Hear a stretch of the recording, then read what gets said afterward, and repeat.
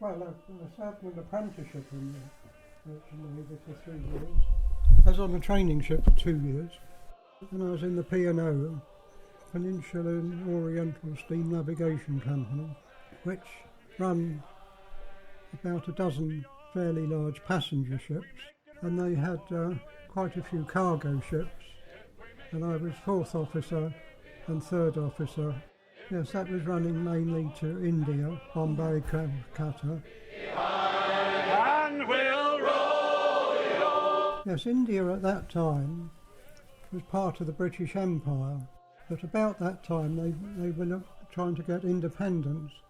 They became independent, but they were still attached to the British Empire, to the Commonwealth, so we still traded with them. Calcutta, we used to load a lot of tea. You know, the ship would be half full of tea. And timber, hardwood timber. Well, on the way to India, you'd call it Aden, and that was a sort of trading port. The ship would be carrying tractors and machinery, and some of those items would be offloaded at Aden and being sent to smaller ports down the African coast and that. So you'd get a lot of cargoes moving around. Well, another festival wouldn't do. Oh, it was a very interesting job, especially in the P&O going abroad. You know, the cargoes that you carried were so various. You know, machinery, tractors and cranes and cars and then a lot of food. You get a lot of British beer was exported, and gin and whiskey, and then a lot of clothing. You would import a lot of cotton and wool, and then it would be manufactured in the Midlands, into clothing, and exported again. I was navigating officer, so I'd be in charge of the navigation, and while at sea I'd be keeping watches. You'd be on duty for 4 hours, and then off duty for 8 hours, and that would be continuous. And when you were on duty, you were on the bridge, you were in charge of the ship, looking after the navigation and looking out for other ships and that sort of thing. So when you came off watch at 4 a.m. in the morning, you then get a few hours sleep, and then you had other jobs to do. Correcting the charts which the ship was using, or working out cargo matters. You know, what's going to be unloaded and what's going to be loaded at the next port. Yeah. So in the P&O, the ship might be at sea for a week or 10 days, and then you might be in port for a week or 10 days, loading and unloading. You'd have barges alongside, the ship's cranes would be offloading cargo into the barges. Well, that kept you pretty busy. You had time off, you could go ashore and have a look round and that sort of thing. So it was quite an interesting job, actually.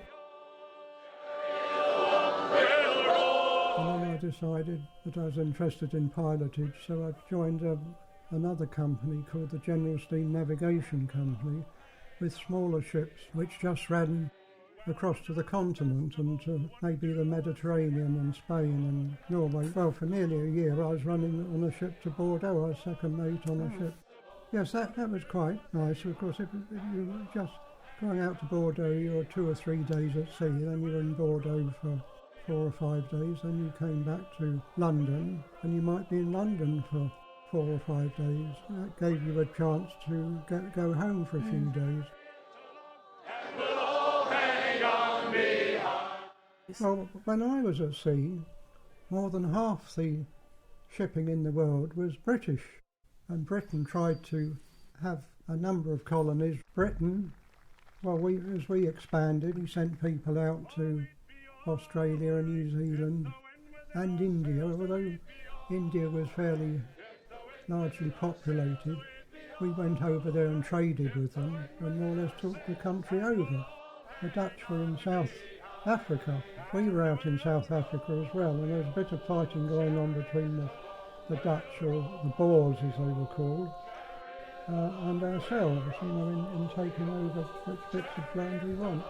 South Africa, there's a lot of mining, gold, you got a lot of gold and diamonds and running from Egypt right down through South Africa.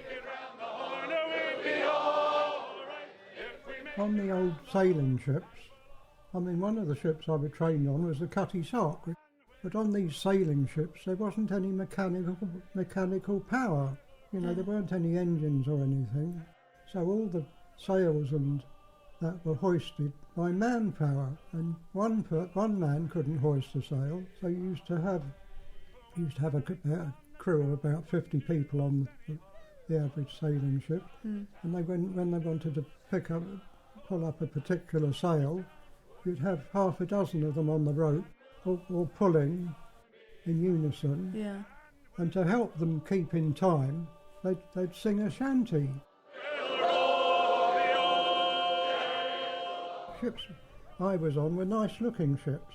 You know, they all had derricks and, well, they had nice lines and that, and you used to take pride in them. Yeah. Oh, they were very nice. You know, I had my own cabin. It wasn't very big, with a bunk and a wash basin and a desk and a porthole so you could look outside.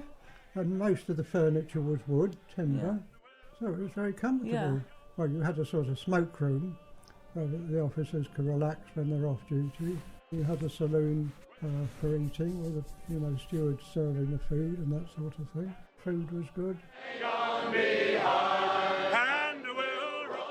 In some respects it's quite a nice life, but you don't get any home life or family life or anything. You can be at sea until you're 50 years old, and you haven't really got any friends ashore. And your wife's at shore, you know, she can have her friends and raise the children and that, but the You're father not really is kind of part of it then. No, I came ashore when I was about 25.